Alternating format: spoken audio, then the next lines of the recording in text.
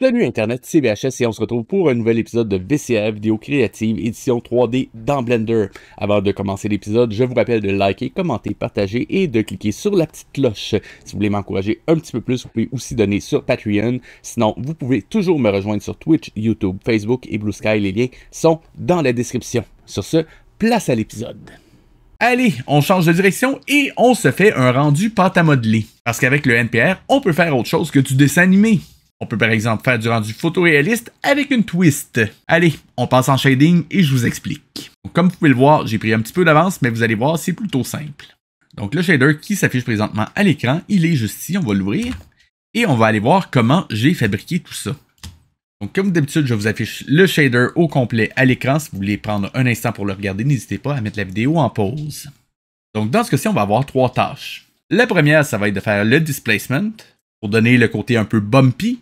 La deuxième, ça va être de faire un bump pour donner l'impression qu'il y a des empreintes digitales dans la pâte à modeler. Et la troisième, ce sera de faire la surface. Allez, on commence par le displacement. Le displacement, c'est tout simplement un Voronoi que j'ai mis en 3D Smooth F1 Euclidien. Cependant, vous remarquez que j'ai quand même mis un mapping que j'ai connecté directement à l'extérieur de mon shader pour pouvoir changer la position, la rotation et le scale de mon shader juste au cas où. Notez également que j'utilise tout le temps le même texture coordinate passé par le même mapping dans tous mes noises qui génèrent ce shader-là. J'ai également rajouté quelques inputs pour affecter directement mon Voronoi au besoin. On peut alors directement aller le connecter à un displacement dans le height. Pour le scale, également, j'en fais un input. Première tâche terminée. On passe à la deuxième. Si vous vous rappelez bien, la deuxième tâche sera de créer un effet d'empreinte digitale. Je vous le cacherai pas, c'est un petit peu touchy puis c'est un micro détail. Vous pouvez très bien vous en passer si vous voulez. On va donc commencer par se créer un noise tout simple.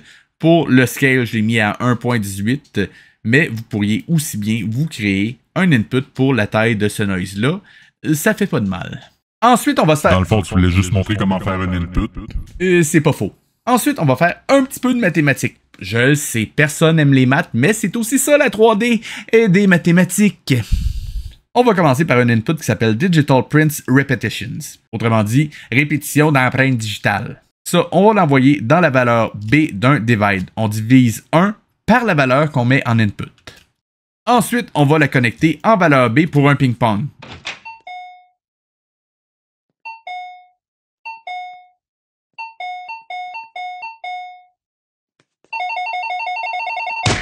Make ping pong. Every ping pong 2 cents. Bon, je le sais, ça sonne un petit peu bizarre, mais un ping-pong, c'est très simple. Ça part de 0, ça monte jusqu'à la valeur qu'on met en B, et ça redescend à 0. Et ça recommence. Donc, on peut partir d'un noise qui ressemble à ceci, à quelque chose qui ressemble à ça. Bon, je le sais, vous voyez absolument rien, mais c'est juste parce qu'il faut le multiplier par la même valeur qu'on avait mis dans notre divide en valeur B, ce qui nous donne ceci. Bon, c'est pas exactement des empreintes digitales, mais ça va le faire. Donc, mes empreintes digitales vont surtout apparaître aux endroits où est-ce que j'appuie dans la pâte à modeler, autrement dit dans les creux. Par conséquent, si je regarde mon Voronoi, je voudrais surtout que cette texture-là soit visible dans les endroits qui sont enfoncés. Je vais donc connecter mon Voronoi directement au facteur d'un mix-color et je vais connecter mes empreintes digitales dans le A de mon mix-color. J'ai également mis un map range pour ajuster la force des empreintes digitales, ce qui me donne ceci. Bon, si je me contentais de tout ça, les empreintes digitales seraient un petit peu bizarres. Par conséquent, j'ai juste rajouté une courbe en S pour augmenter le contraste des empreintes digitales. Ça va faire une grosse différence dans le rendu, vous allez voir. Le mix color qui suit, juste ici, me permet simplement de mettre mes empreintes digitales plus ou moins fortes. Donc, si je déconnecte l'input ici, vous pouvez voir que je peux l'utiliser pour masquer ou afficher mes empreintes digitales pour la création de mon bump. C'est facultatif, mais c'est pratique. Donc, si vous avez regardé de très près mon shader, vous avez remarqué qu'il y a un autre noise juste ici.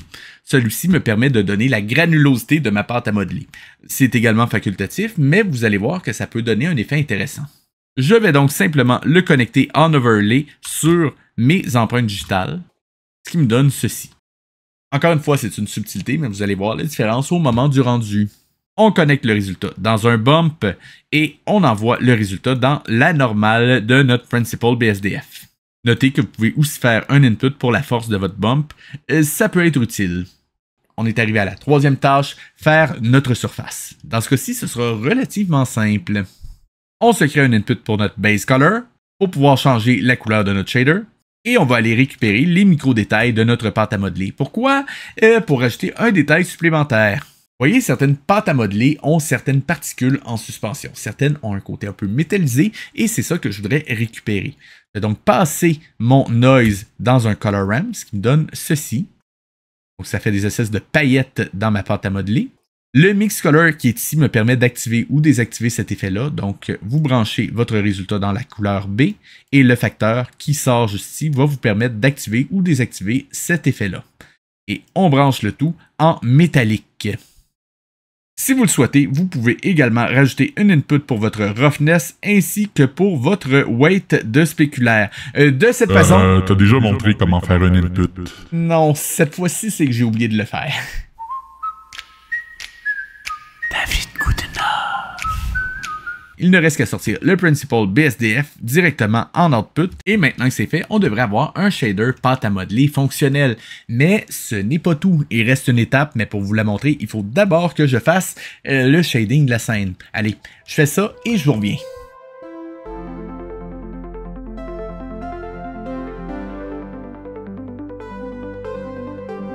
Petit détail important que j'ai oublié, chaque fois que vous créez un nouveau matériel, vous devez aller directement dans l'onglet Matériel, descendre jusqu'à Setting, Displacement et le setter à Displacement and Bump. Sinon, le displacement ne fonctionnera pas.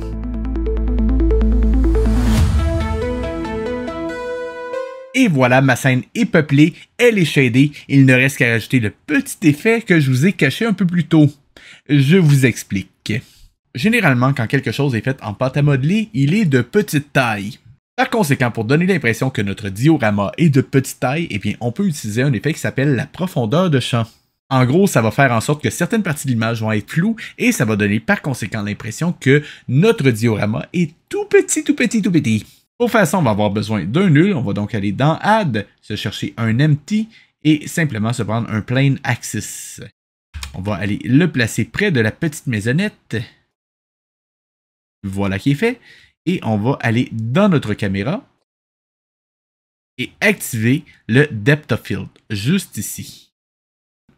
Il va nous demander de choisir un objet de focus. Donc, dans ce cas-ci, on va choisir notre Empty. Voilà. Et maintenant, on va pouvoir rajouter notre effet de défocus.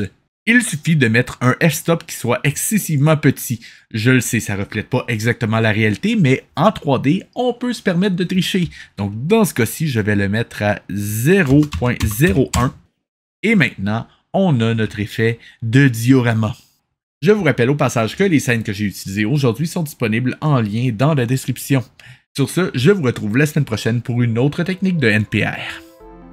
C'est ce qui termine l'épisode de cette semaine. Si vous avez aimé, je vous rappelle de liker, commenter, partager, de cliquer sur la petite cloche. Et si vous voulez m'encourager un petit peu plus, vous pouvez aussi donner sur Patreon. Sinon, vous pouvez toujours me rejoindre sur Twitch, YouTube, Facebook et Blue Sky. Les liens sont dans la description. C'était VHS et je vous dis à la semaine prochaine.